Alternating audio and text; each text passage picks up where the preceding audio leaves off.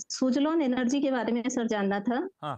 और LIC IPO में ली थी, तो लॉस में पहले है। सुजलॉन शुरू करते हैं। सुजलॉन और लिया हुआ ऑलरेडी? हाँ, लिया हुआ है। कितने स्टॉक्स, कब लिया था, क्यों लिया था नमिता मैम? उस समय एनर्जी सेक्टर अच्छा परफॉर्मेंस ये कर रहा था, आप ही लोग के हम्म। अकॉर्डिंग हम्म। मैं ये ली थी। हम्म। 500 शेयर है तो और सुजलॉन किसी पंद्रह ने पचास में बताया था मिली। चैनल पे, या एनर्जी सेक्टर बताया था किसी ने, सुजलॉन आपने ले लिया? नहीं, मैं बताया था। ट्रेडिंग का बेट था मैम? ट्रेडिंग बताई थी? लॉन्ग टर्म के अकॉर्डिंग ली। आशीष सर, ये तो मामला पस्त पड़ गया है भाई। किसी के कहने पे लिए थे हम, 15 रुपए की खरीद हुई थी, दो, एक तिहाई कैपिटल वाइप आउट हो गया, 10 रुपए पे इस समय स्टॉक कामकाज करता हुआ।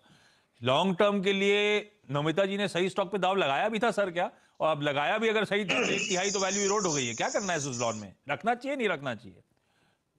देखिए, मैं तो short term, medium term, long term, तीनों टर्म के हिसाब से सुजलॉन पे मेरे कोई बहुत ज्यादा उम्मीद है नहीं। हम्म। क्योंकि एक आप रीजन देखिए, इसका शेयर कैपिटल जो बेस है 4,067 करोड़ का शेयर कैपिटल, और 2 रुपए पेड अप स्टॉक है। तो आप जस्ट सोचिए कितने शेयर हैं पब्लिक के पास में। दूसरी बात यह है कि इसमें जो पब्लिक होल्डिंग है वो ही 70% है। तो मैक्सिमम जो होल्डिंग है वो पब्लिक के पास में ही है। प्रमोटर की होल्डिंग बहुत कम है स्टॉक में, और कोई इंस्टीट्यूशन पार्टिसिपेशन स्टॉक में होता नहीं।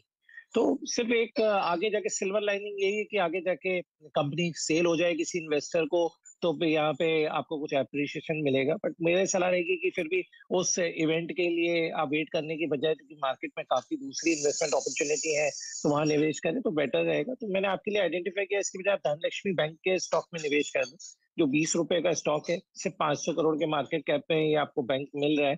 10 रुपए पेड अप शेयर 20 रुपए में मिल रहा है। बुक वैल्यू 30 रुपए है, और एक टर्न अराउंड केस है।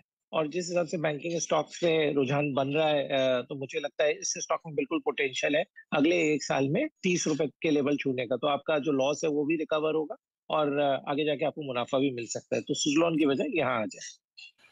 भाई, सुजलॉन एनर्जी में मैम एग्जिट करना है। ये बात सही है कि बीच में बस बड़ा स्ट्रांग हो गया था कि कोई खरीद लेगा, इस तरह की अटकलें लगती रहती हैं, इवेंचुअली शायद हो भी, पर इस पे ना कोई फंडामेंटल व्यू बन रहा है, मीडियम टर्म लॉन्ग टर्म कोई नजरिया बन नहीं रहा। सुजलॉन से बेहतर है वो जो लॉसेज हैं उसको बुक कर जी। लें और निकलें सुजलॉन से। छोटे टिकट साइज वाला ही स्टॉक अगर पसंद था इसीलिए सुजलॉन में घुसे थे, तो बढ़िया तरीके से आशीष सर ने ऐसे ही एक छोटा टिकट साइज वाला स्टॉक दे दिया, 20 रुपए का धनलक्ष्मी बैंक, जो शायद इस साल 30 रुपए तक जाने की गुंजाइश रखता है। तो सुजलॉन के लॉस की भरपाई और शायद कुछ कमाई भी हो जाएगी। स्विच करना ज्यादा बेहतर है, एटलीस्ट फंडामेंटल्स अगर मैं देखूं तो ये व्यू बनता है अरिहंत कैपिटल का।